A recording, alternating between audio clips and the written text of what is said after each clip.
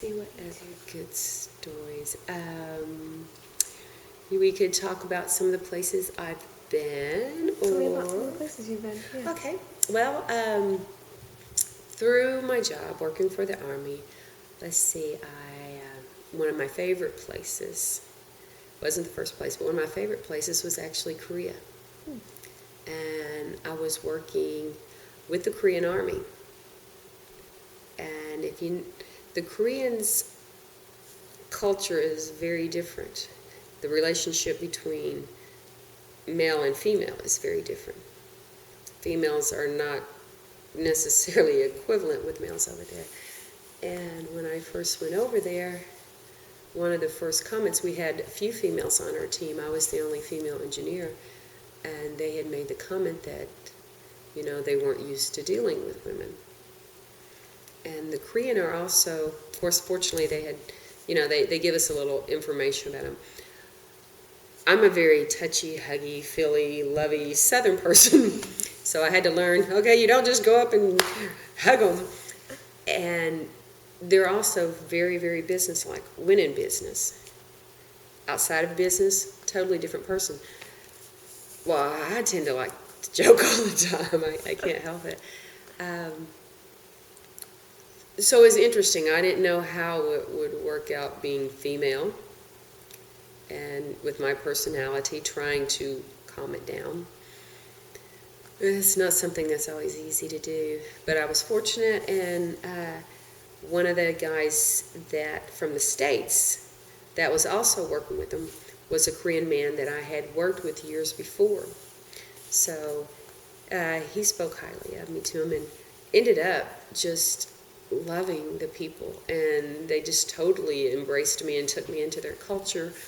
But I think a lot of it was because I loved Korean food, and I tried to learn the language. It's a very difficult language, but I think the key thing that really won them, when we would go over, they would always take us out for a traditional dinner.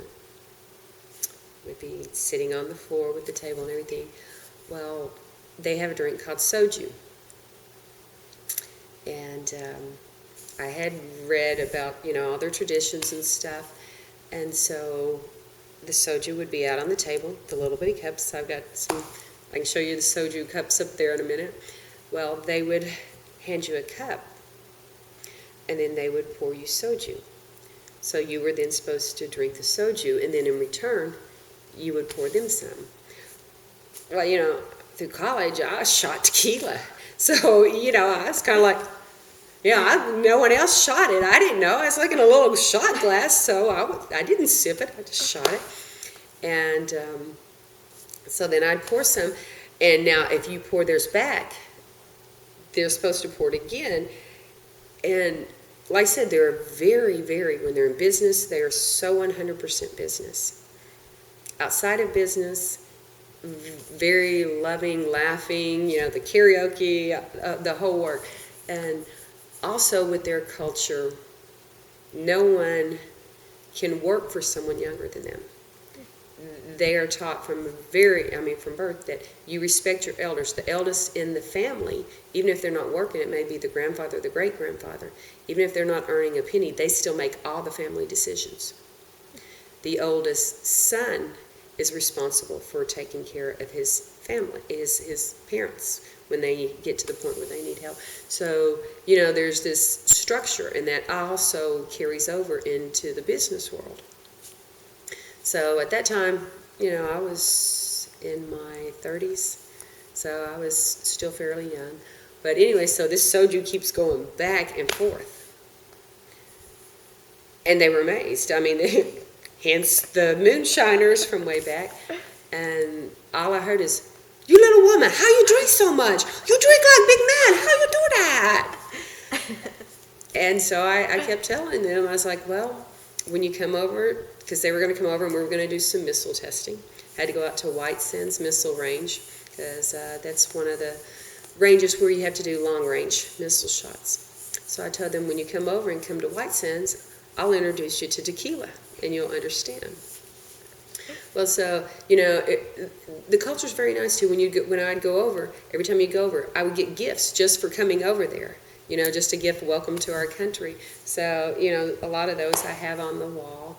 And just, the culture was just amazing. And they embraced me. And I felt like part of the family, but also I had learned about something called Mokali. Colonel And Lee it was his Hutchinson. name. When they came to White Sands for the firing, it just so happened to be Colonel Wee's 50th birthday. And so I said, well, it's time. Told you I'd introduce you to tequila.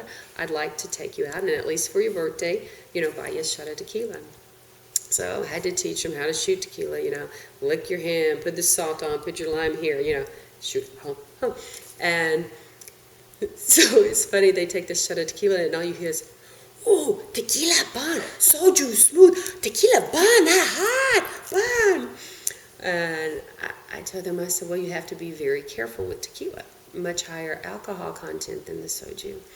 I said, there's a saying, 1 tequila, 2 tequila, 3 tequila floor. So, we did a few shots, and the next morning they came in, and they're like, oh, we take General out last night. We teach him 1 tequila, 2 tequila, 3 tequila floor. He no wake up this morning.